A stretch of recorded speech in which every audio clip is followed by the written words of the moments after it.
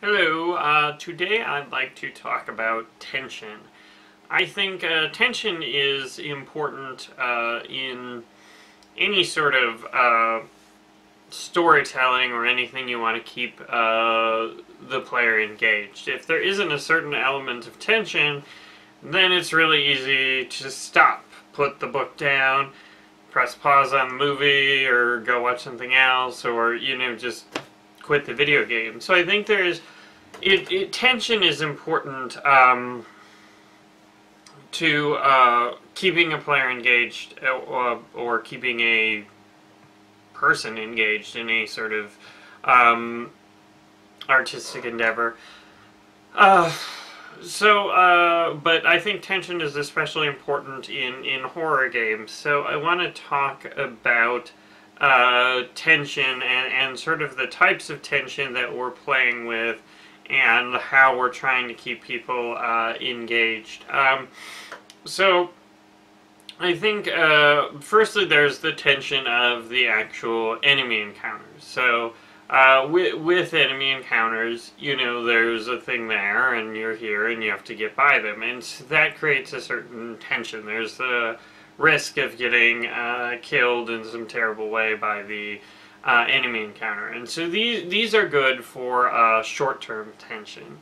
And I think basically to create something engaging, you want to have sort of different degrees of tension and sort of different times of tension. So creating a short-term tension or even a jump scare could be a good example of a short-term tension. So you want to put those every so often, and then I think by having those, and especially in a horror environment, you create sort of a longer term tension. So with the longer term tension, I think it's a lot of about anticipation. You're anticipating something bad is going to happen, and so you're sort of tense, trying to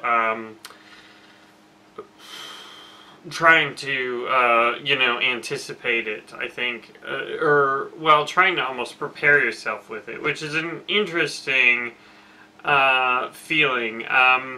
And certainly I think with effective horror or suspense, you can't sort of opt out of that. You're so engaged that you can't just quit and release the tension. And, this is sort of something like in a movie, you want to read ahead. If it's very tense, you're like, oh, I gotta read ahead. And I mean, certain people enjoy or don't enjoy tension in different ways. Like, for example, my wife, if there's any sort of suspense or tension in a movie, she'll read the end on Wikipedia. She just doesn't like that feeling. And it is an uncomfortable feeling, and it's sometimes interesting to look at why we want that uncomfortable feeling, and at least in my own mind, I put up with it, and there's some very tense moments in movies where I'm like, I want to know what happens right now, but I can't, because the movie, only plays at a certain speed. But I think it's because you are looking forward to the payoff, and so I think that sort of tension,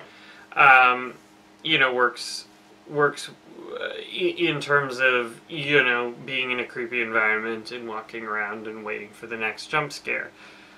But I think another thing that I'm trying to play around with is basically narrative tension in Neverending Nightmares, which sort of ties into what I was saying with watching a movie. There's a narrative tension. You want to find out what happens, or there's some sort of shocking revelation, and then you just have to, keep playing or keep watching to see how it pans out. And so that's something I'm going to be playing with, and I'm actually trying to mix things up. And the current level we're working on, that it hasn't been in any demos yet, it's going to have a lot of sort of narrative tension and a lot of anticipation, and so it's going to have sort of a different pace and sort of a different feel than the stuff we have in the game so far. And I think it's kind of a breath of fresh air, so to speak, or a breath of horrifying air. Just because, if you look at our game, we've sort of been building up with these increasingly challenging enemy encounters in the previous two levels, and then we're maybe going to give you some respite from that. But maybe, who knows what tricks we have up our sleeves. But I'm really excited about this next level, and I think it'll really help create that sort of tension, that sort of feeling like I gotta keep playing, I gotta find out what's happening. And so to some extent it serves as almost a rising action nearing the climax, because basically the first playthrough with the scenarios, we're working on the 5th of 6th. So the 5th one is going to have some interesting, shocking things and some really cool stuff, I think. But and the 6th one is just going to be crazy. What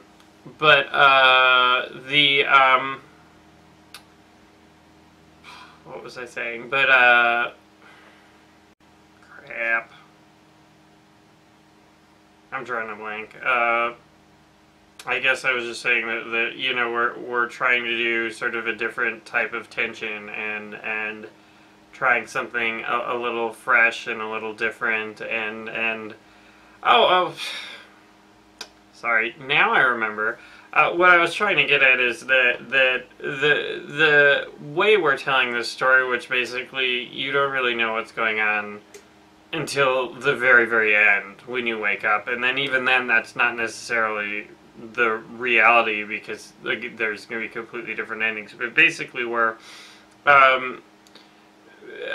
just building it up and confusing you, and just, you're going to be completely lost with the story. And so we have another sort of element that adds some more depth and more confusion to the story in the new level that I think will be quite interesting. At least that's my hope. But I think that's I think that's another cool way to add tension, especially in a story that sort of is fractured and nightmarish and confusing as ours. So anyway, I'm excited about the new level. I'm thinking a lot about tension. I hope you enjoy it when we finish it. So thanks for watching.